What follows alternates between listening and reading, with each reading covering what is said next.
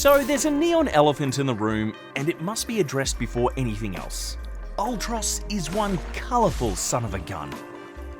You would be forgiven for assuming that a game with an aesthetic this stark and striking could just easily phone in facets like gameplay or narrative, but the developers at Swedish-homed Hadok?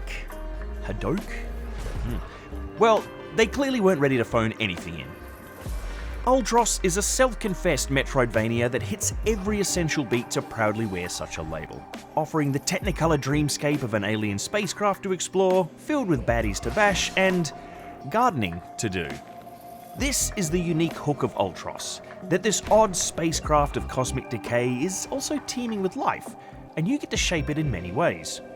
Start by shaping the aggressive species of the Sarcophagus into an arrangement of edible foods, by way of a snappy combat system that is exactly as deep as it needs to be without feeling bloated. Attack, dodge, and retaliate are all solid options, but you can also stagger lesser enemies and fling them into other goobers for a massive damage spike, maybe unlock some options to stay airborne and slam on a bad guy's dome for massive damage, and you can do this delicate, deadly dance that is super fun to get right. Your defeated enemies will then drop body parts that can be picked up and devoured, replenishing your health and pulling a range of experience types across 4 unique flavours. Snacking in combat can be an effective tool to stave off death, but really the strength of a varied diet is trading in these alien resources to unlock abilities in your talent tree, improving your arsenal or providing a passive benefit to your world exploration. The stickler here is that the quality of the guts you gobble is entirely dependent on how well you take down a bad guy. If you just spam the same attack, you'll get a gross pile of garbage, still snackable, but obviously only offering a paltry amount of nutrition.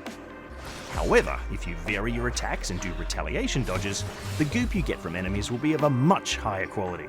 And this was quick to stop me flailing about like a dork and just brute forcing every encounter, if only to avoid the unappealing pulp. Basically, style rewards substance. Delicious, edible substance. The abilities you unlock are then yours to use at your convenience until you encounter a loop. Upsetting the cosmic nightmare at the core of this spaceship will force a reboot of reality, wiping your inventory and learnt skills, then restarting you back at your initial starting location, albeit with your impact on the world still persisting.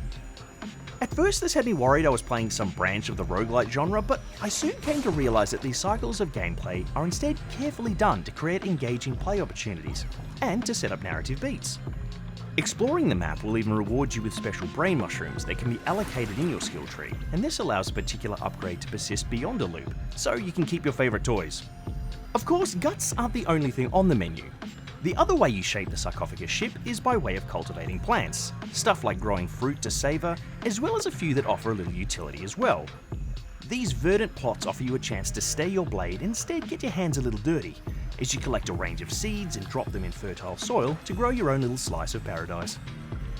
A grand portion of the puzzling traversal elements of the game come down to figuring out what plant would work best where, with creative shrubbery doing everything from simply offering a platform to get a little higher, to creating a sticky wheat field that actually lets you run on walls. Like any good Metroidvania, your keystone victories will give you a new doodad for the sake of traversing to additional areas. Now, while most games of this nature tend to throw weapons and power-ups your way, Ultros leads into its richest flavour by kitting out your garden shed.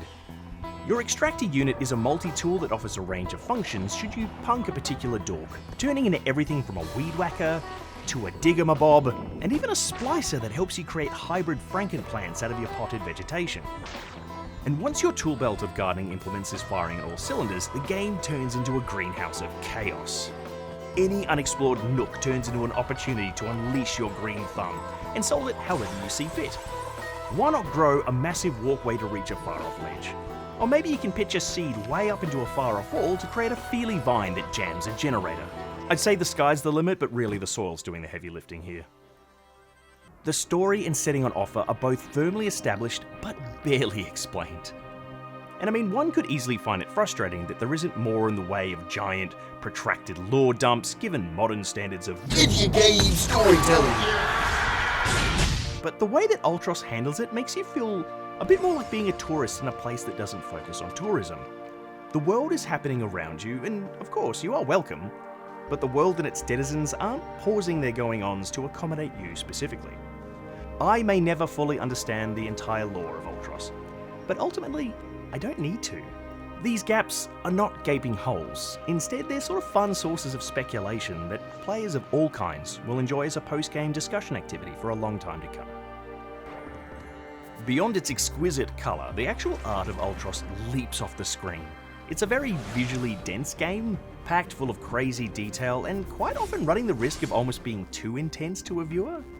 Profane and obscene figures gaze at you from the background, ancient machinery whirs and channels energy, and desiccated foliage drapes itself over obscured ruins.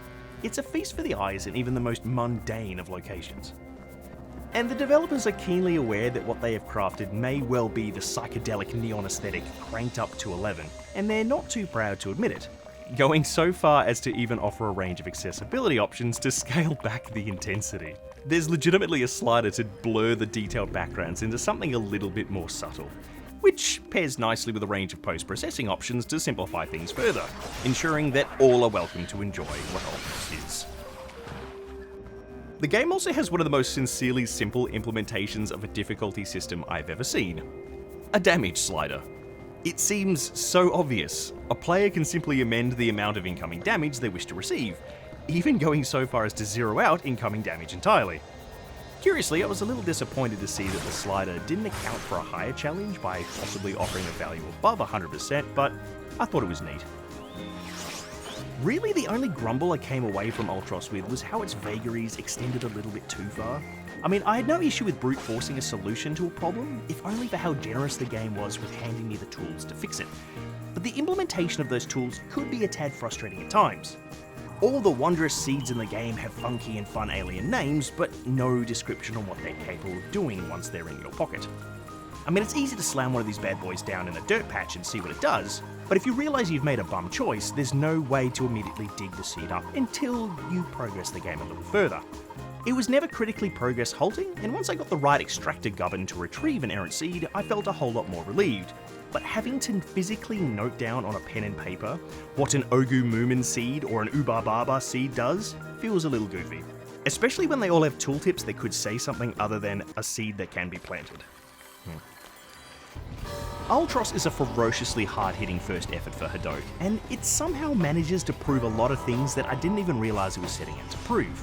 It's old school without feeling old, and unhelpful without feeling frustrating. It serves up victories that are yours alone, and that's a really cool thing to experience nowadays. There's a lot of games in the indie space that like to pretend that they're offering something truly unique, but I've really never seen a package quite as complete as Ultros, crushing it on everything that matters, and for that alone, you need to add it to your watch list.